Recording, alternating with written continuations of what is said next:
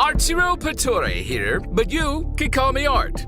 This is Explorations in Art History, starring me.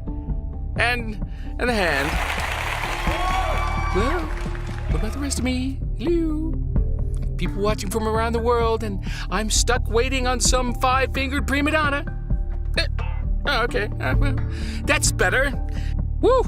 That Mediterranean wind feels pretty, breezy. It looks like we'll be talking about the Greek and Roman period. Leave it to the Greeks to turn geometry into art. 1000 to 700 BC marked a period in Greek art called the geometric period because of the decorations on the pottery of the day.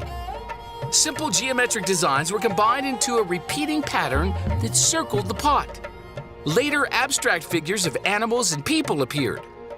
They used pots for storing wine and oil, for eating and drinking, as prizes at athletic games, and even as burial markers. Start as a tot, end as a pot. Hey, it was a joke. Let me out. You guys? Here. Guys. In the Archaic period, their art began to move toward more realistic portrayals of the figure.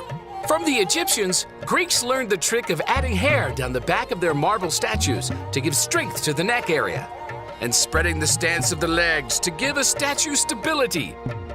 Ow! Too much stability!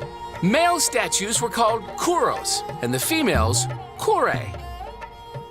Greek pottery styles changed as well. They created the popular black figure ware style, which showed black figures on red pots.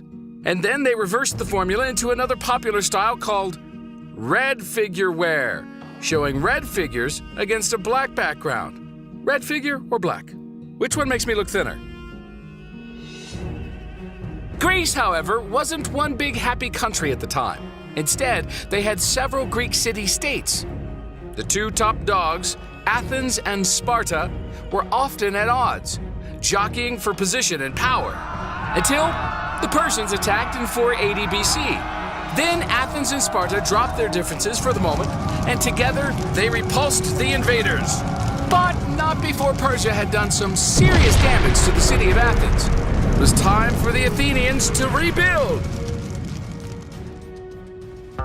Surging with confidence after their triumph over the Persian Empire, the Greeks launched into a golden age called the Classical period.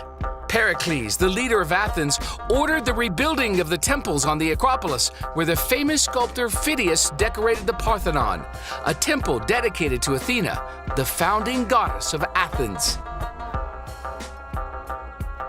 Classic sculptures became more realistic and at the same time idealistic.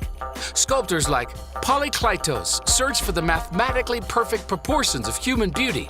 Poses became more natural by using principles like contrapposto, a pose that gave an elegant balance to the figure by shifting the angles of the shoulders to the pelvis. Using the ratio of the size of the head to the body, Greek artists discovered that the average male or female has a proportional height of 6.5 to 7 heads. By increasing the size of the body to the head, they discovered a more visually appealing proportion. Even today, comic book artists use these idealized proportions to draw superheroes. Art will smash! Yeah! In 336 BC, Alexander the Great took power and spread the Greek Empire from Egypt to the borders of India. His death ended the Classical period.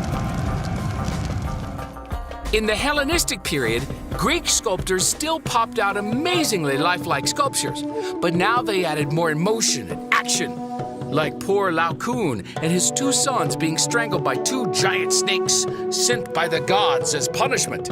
The sculptor Praxiteles broke the long Greek tradition of portraying male subjects in the nude and the females clothed with his Aphrodite of Knidos, which became the first nude woman. More Roman copies were made of this Greek sculpture than any other.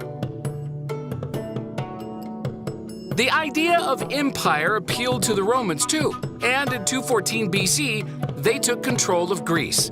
The Romans loved Greek culture.